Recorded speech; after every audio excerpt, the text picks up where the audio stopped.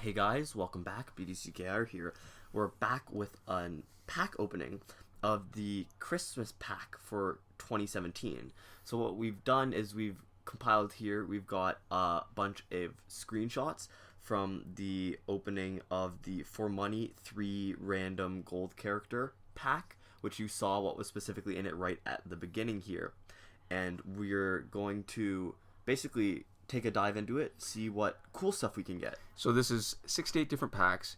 I mean, you can just take a look at it. We're not gonna compile this because I don't think that's actually the most interesting part. The most interesting part is the characters here that aren't typically available in the routine gold pack or the routine challenge pack.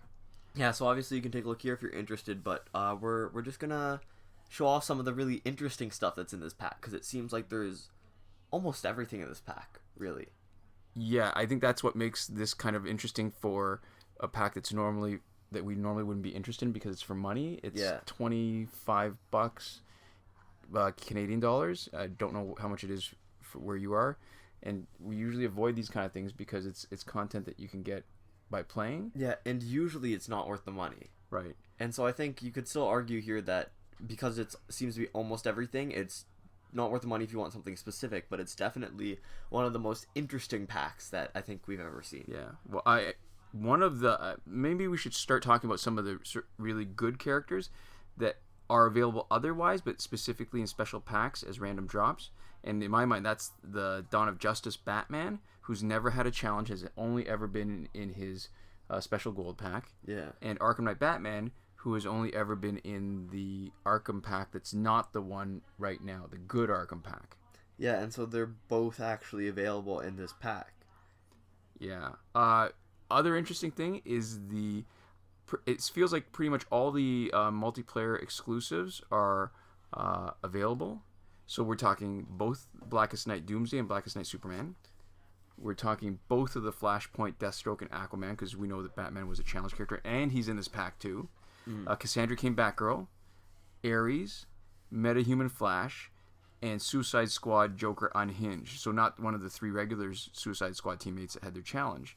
And they're in there too.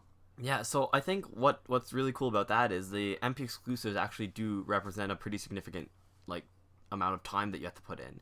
And a specific amount of time, like you can't get more than X number of copies every couple of weeks, right? Like if you're actually trying to max one of these characters out, it would take you a really long time if you were, for example, starting now, right? Right. And there would be no real way to speed it up past getting either literally first place, being among the top, or just waiting. Also interesting in this pack, some of the challenge characters that have, well, specifically Regime Hawkgirl. She's only ever had one challenge. She's never been in a pack. She hasn't been available any other way. Animated Batman Beyond is here. He used to be in the challenge pack. He's been removed for a few of the updates, and he hasn't been available any other way. And we've got a bunch of the challenge characters that are still too new to have been added to the challenge pack. So maybe we'll do a quick run through of the ones that we see here, like Earth 2 Flash, Arkham Knight Batgirl, Arkham Killer Croc, Who I honestly forgot was a character. He relatively new. I'm not a big fan of him because he's so slow. Yeah. We mentioned Flashpoint Batman. There was a few Yellow Lantern Hal Jordan, New 52 Superman. There was a classic Scorpion. All three of the Suicide Squad, Joker, Harley Quinn, Deadshot. And those are just sort of interesting because they were recent. We already talked about the MP exclusives. And then there's a bunch of guys from the other special packs. So Red Sun guys. Didn't see Superman in this run of 68 packs, but we saw all the other Red Sun, Green Lantern, Deathstroke, Batman, Solomon Grundy, Wonder Woman. Injustice 2 Superman was in there. Reverse Flash, Dawn of Justice Superman, and Batman. Based on that, I'd assume Wonder Woman's there. This is probably actually one of the problems with the pack because there's so many potential things in there that if you're actually looking for something specific, it's not likely that you're going to get it. Yeah, I think most other packs, if you open, more than 50, getting close to 100, especially if there's 3 characters in a pack, right? That's a ton of data points. You would see everything, but I think it's possible and even likely here that we definitely did not see every character. Right. Killing Joke Joker's in there. Rebirth Wally West. All of the Arkham guys, the ones that are in the Arkham pack, plus Arkham Knight Batgirl and Arkham Killer Croc, are all there. So it's interesting balance. It's still one of those paid packs that I think I would not be spending money on specifically if I wanted to get a particular card. But if I was if I was going to do something to support the devs and throw some money in, this might be something that I do just because of the chance at something. Yeah, good. It's an interesting little kind of lottery that you're working with here, where it really feels like you get anything in the game pretty much. Yeah, so if you buy a pack and you only get regular golds and challenge characters, then that's sort of a Christmas burn. I guess so, but I think you have to go into it not expecting anything specific for it to be worth it in the first place. So yeah, and I guess here's the thing too.